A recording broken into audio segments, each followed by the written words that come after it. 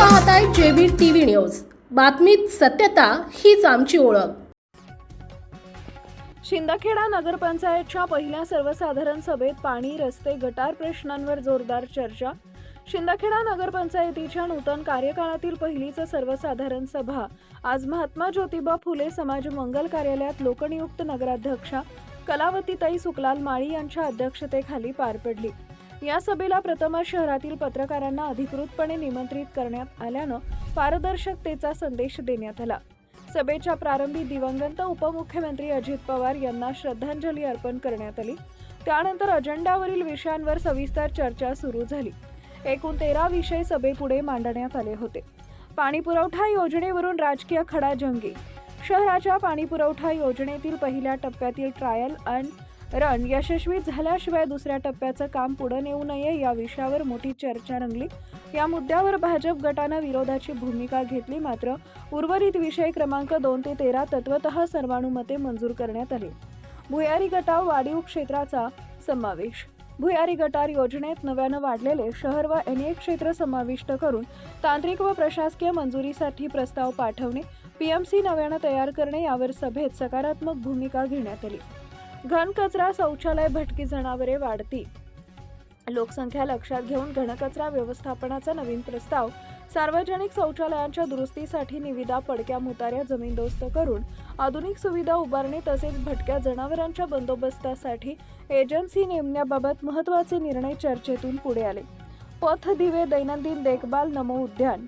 शहरातील पथ दिव्यांसाठी शासनमान्य कंपनीस पुढील 10 वर्षाचा कार्यादेश, पाणीपुरवठा व इतर विभागांच्या वार्षिक देखभाल निविदा तसेच वैशिष्ट्यपूर्ण योजनेतून नमो उद्यान विकसित करण्याचा विचार यावरही चर्चा झाली। लोकप्रतिनिधींची भूमिका। उपनगराध्यक्ष उदय अरुण देसले, सभापती पूनम गोविंद मराठे, मनोहर गोरख पाटील यांच्यासह विविध नगरसेवकांनी आपल्या प्रभागातील प्रश्न मांडले। कायमस्वरूपी पाणीपुरवठा योजना 2016 पासून रखडल्यानं ती तातडीनं पूर्ण व्हावी अशी मागणी अनेकांनी केली। शहराच्या विकासासाठी सर्वांनी पक्षभेद विसरून काम करावे असा सूरही उमटला।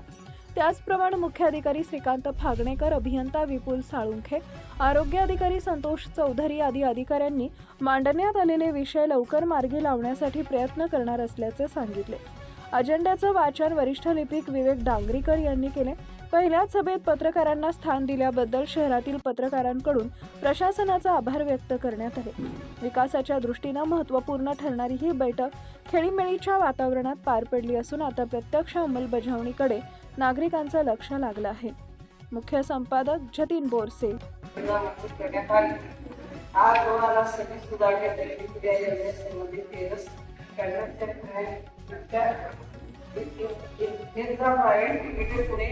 यांनी आपला ट्रायल केलेला नाही। महाराष्ट्रात हा पहिला ठेकेदार असे केल्याने नगरपंचायतच्या नोटीसा देऊनही प्रतिसाद दिलेला नाही। या योजनेची महत्त्वाच्या गोष्टी मी आपल्या समोर आणून इच्छिते। ही योजना 2 वर्षात पूर्ण होणार होती, पण आता 10 वर्ष उठूनही आपल्या गावाला दररोज पाणी देता येत नाही। शहरातील अनेक गल्ल्यांमध्ये मुख्य पाईपलाईन आणि सबलाईन टाकलेल्या नाही, वाल बसवलेले नाही। मुख्य अधिकाऱ्यांनी संबंधित ठेकेदाराला 3 जुलै 2025 यावर नोटीस दिली आहे।